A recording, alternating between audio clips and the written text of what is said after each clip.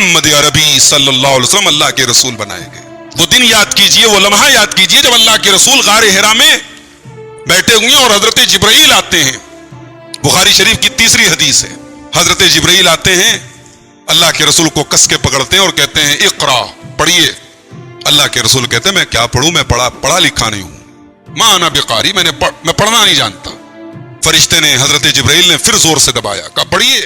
اقرأ باسم ربك الذي خلق خلق الإنسان من علق اقرأ وربك الأكرم الذي علم بالقلم علم الإنسان ما لم يعلم.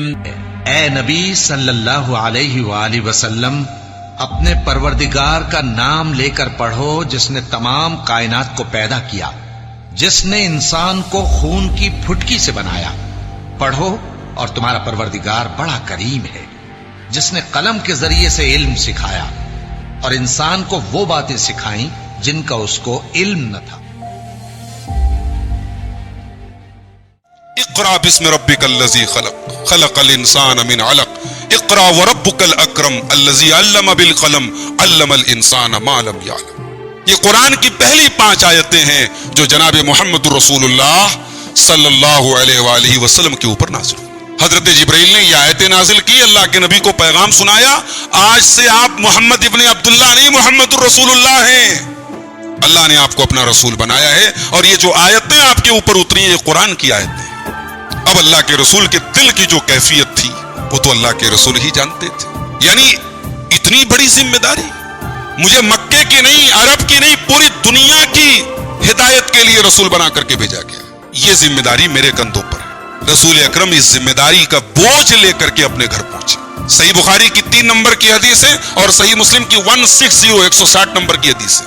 حدیث کی راویہ اما عائشہ رضی اللہ تعالیٰ عنہ، انہوں نے یہ ساری ڈیٹیل اللہ کے رسول سے سنی ہے، اس لیے بیان کر رہی ہیں. کہتی ہے کہ جب اللہ کے نبی گھر پہنچے، گھبرائے ہوئے تھے، آپ نے کہا زملونی زملونی، مجھے چادر اوڑھاؤ، مجھے کمبل اوڑھاؤ.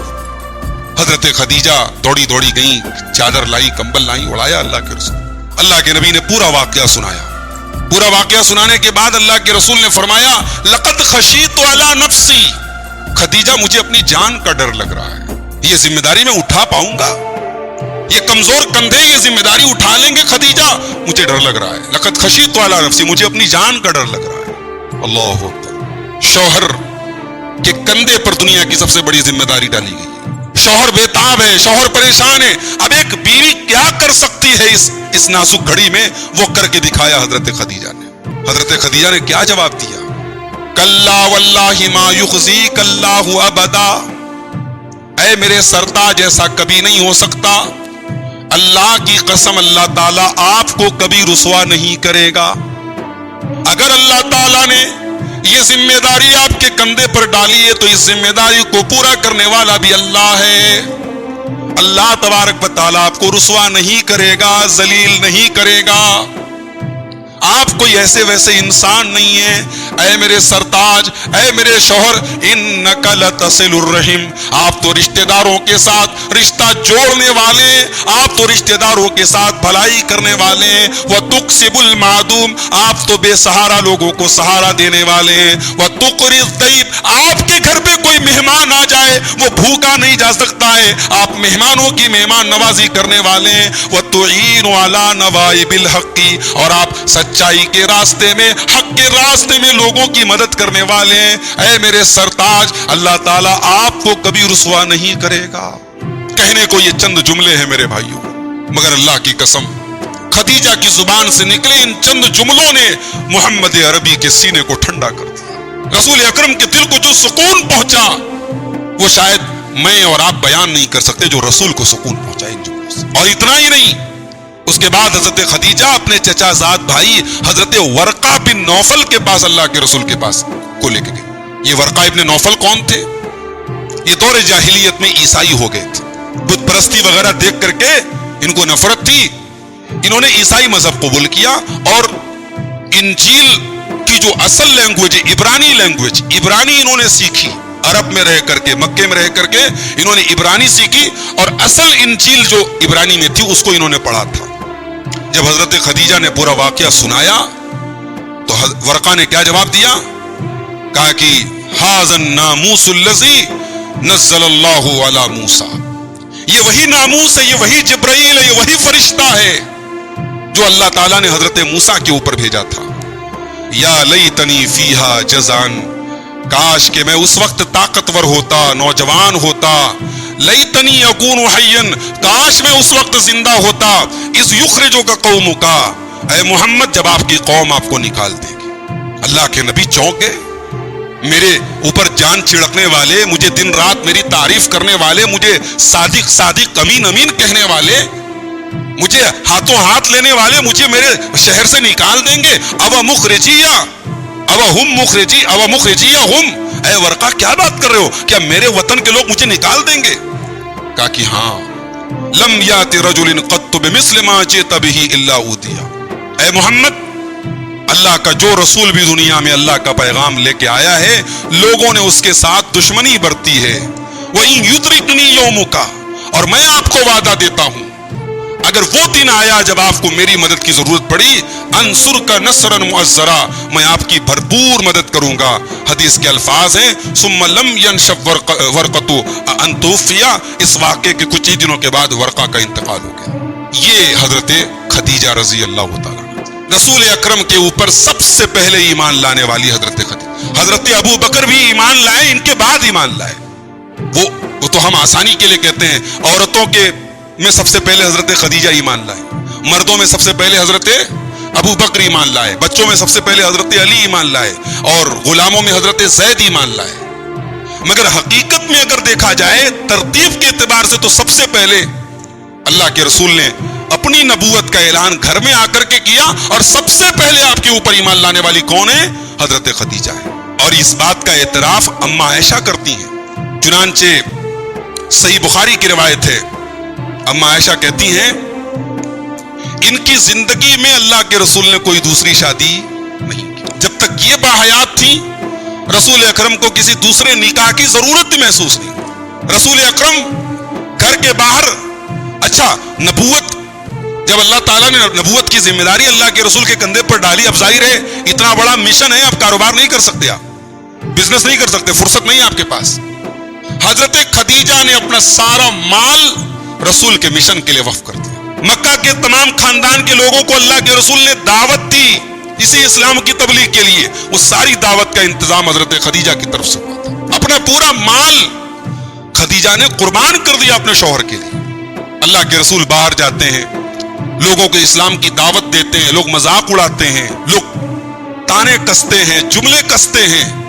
رسول اکرم گھر آتے ہیں، خدیجہ کی مسکراہٹ دیکھتے ہیں، خدیجہ کے تسلی بھرے الفاظ سنتے ہیں، رسول اکرم کا دل ہلکا ہو جاتا ہے۔ پوری حضرت خدیجہ رضی اللہ تعالیٰ عنہ نے اللہ کے رسول کے اعلان نبوت کے بعد 10 برس تک زندگی گزاری۔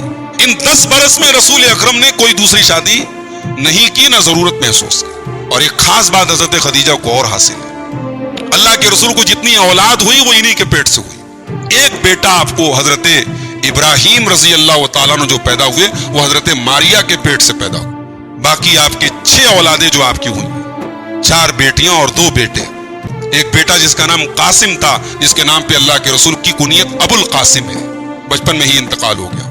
ایک بیٹا عبداللہ جس کا لقب طیب اور طاہر ہے، اور 4 بیٹیاں حضرت زینب جن کی شادی حضرت ابو العاص سے ہوئی، حضرت رقیہ، حضرت ام کلثوم جن کی شادی حضرت عثمان غنی سے ہوئی، اور حضرت فاطمہ زہرا جن کی شادی حضرت علی بن ابی طالب رضی اللہ تعالیٰ عنہ سے ہوئی۔ نبی کی ساری اولاد حضرت خدیجہ کے پیٹ سے ہوئی۔ تو یہ سب سے پہلے ایمان لائی۔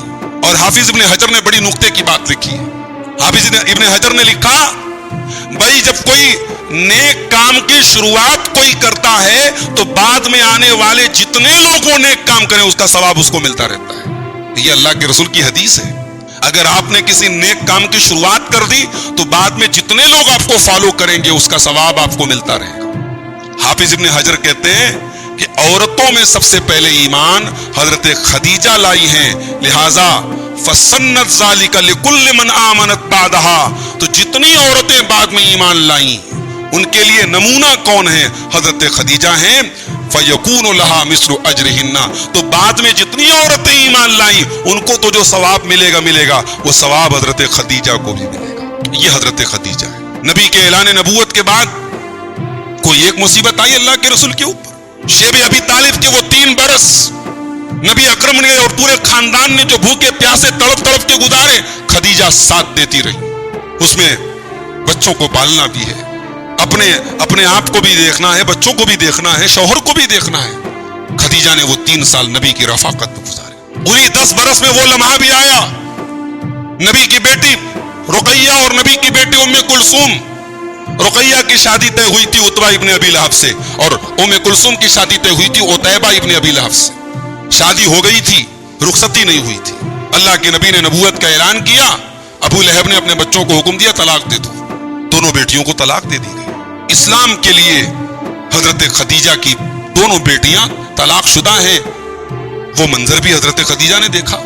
پھر حضرت خدیجہ کی بیٹی رقیہ کی شادی ہوتی ہے حضرت عثمان غنی کے ساتھ. پھر عثمان غنی رضی اللہ تعالیٰ نے اپنی بیوی رقیہ کو لے کر کے جب مکے میں حالات بہت مشکل ہو گئے تو یہ پہلا جوڑا تھا، یہ پہلے کپل تھے جو مکہ سے ہجرت کر کے حبشہ گئے تھے.